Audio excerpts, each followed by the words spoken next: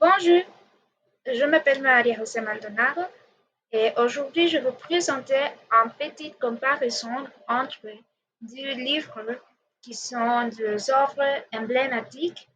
Le livre en français s'appelle Germinal de Émile Zola et le livre en espagnol s'appelle Prisión Verde écrit par Ramón Amaya Amador.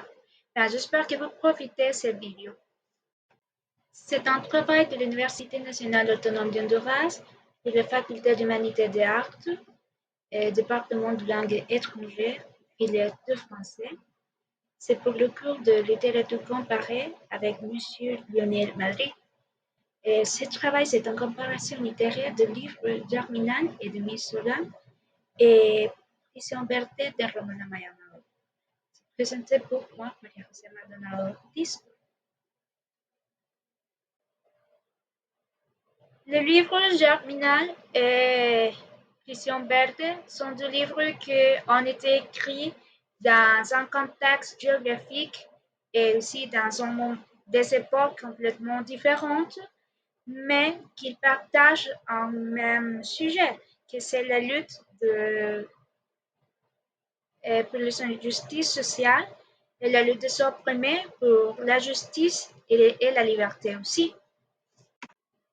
Bien, on va continuer à connaître un peu sur les auteurs des œuvres. Eh bien, on peut commencer. Nous avons le premier point qui c'est mouvement littéraire et contexte historique. Et dans cette étape, Zola était une figure centrale du mouvement naturaliste. Amador peut également être considéré comme un écrivain réaliste qui a abordé les réalités sociales et politiques de son époque, bien qu'il ne soit pas nécessairement associé directement au naturalisme. D'accord. Et dans un changement social et politique aussi, Émile Zola était connu pour son engagement dans les causes sociales et politiques de son temps. Et cette dimension politique et sociale est également présente dans l'œuvre de Ramón Amaya Amador, qui abordait des questions telles que l'oppression politique et la lutte pour la liberté au Honduras. Non? D'accord, dans le fait sur les expériences et aussi sur les circonstances de vie, je veux dire que Émile Zola et aussi Ramón Amaya Amador ont vécu une vie complètement différente dans une situation, un contexte différent de temps, d'espace, mais les deux ont vécu les injustices sociales et aussi les injustices politiques de leurs époques respectives. Et Zola, en tant qu'écrivain français du 19e siècle, était plongé dans la révolution industrielle et les luttes sociales en Europe. En revanche, Amador a vécu en Honduras à l'époque de la dictature du président Carías Andino et il a vécu les différents conflits politiques. D'accord, mais quel est l'objectif de l'étude comparative? Germinal de Milsola et aussi Prisión Verde de Ramón Amaya Amador pourrait avoir pour principal objectif analyser les similitudes et aussi les différences entre les deux œuvres littéraires qui abordent des importantes questions sociales et aussi politiques. D'abord, l'objectif de Germinal de Milsola est de dépeindre la vie des mineurs en France du XIXe siècle et aussi d'explorer les conditions du travail en humain, la lutte des classes et l'exploitation économique. Cela utilise le réalisme comme un outil pour dénoncer l'injustice sociale et de donner une voix aux travailleurs. D'autre part, Ramón Amaya Amador, dans Prisión Verde, a pour objectif d'exposer l'exploitation de travailleurs, c'est-à-dire des mineurs, dans les plantations de bananes d'Honduras, en particulier dans la région de la Côte Nord au cours du XXe siècle.